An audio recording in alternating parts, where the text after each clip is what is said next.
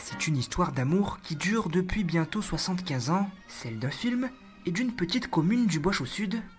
En 1947, Jacques Tati fait de Sainte-Sévère-sur-Indre le théâtre de son premier long métrage, Jour de fête.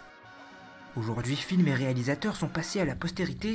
12 000 visiteurs viennent chaque année se remémorer les aventures de François le Facteur. Jacques Tati est venu se réfugier pendant la guerre en 1944 et il avait toujours promis aux habitants de Sainte-Sévère, du pays de Sainte-Sévère, qu'il ferait un film. Chose qu'il a faite en 1947 et vous pensez tout de suite après-guerre, quel événement. Et surtout, ce qui était intéressant, c'est qu'il n'y avait que 3 ou 4 acteurs professionnels et sinon, c'était les habitants de Sainte-Sévère qui devenaient acteurs. Et la sortie du film a eu lieu en 1949 et là tout le monde était sur cette place et attendait cette projection pour voir s'il se voyait dans le film. Dans la foule, ce jour-là, Jean-Claude Laruelle n'en perdait pas une miette. À Sainte-Sévère, il est l'un des derniers à se souvenir du tournage. Il avait alors 5 ans. Il y avait tous les gens, tous les jeunes, tous les enfants qui y participaient. Et donc on venait autour des manèges, on faisait des tours de manège. Donc moi, quand il a eu besoin, il est venu me chercher à la maison. Et on est parti derrière la musique.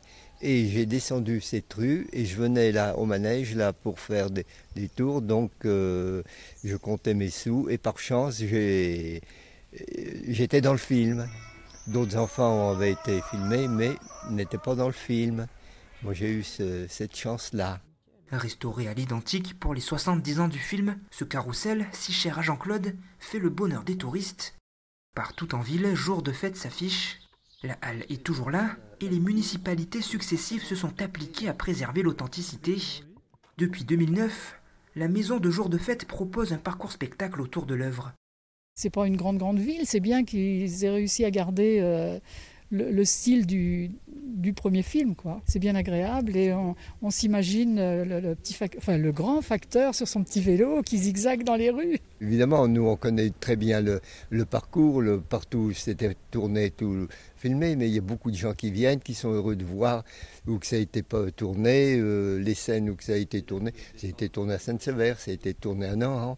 Donc ça fait des visites pour les gens qui viennent de très loin et il y a beaucoup de gens qui s'intéressent à Jacques Tati. Jusqu'à sa mort en 1982, Jacques Tati retournera régulièrement dans le village qui lui est si cher. Pour Sainte-Sévère, l'aventure ne s'arrête pas là. Un festival de courts-métrages humoristiques s'y tient chaque été.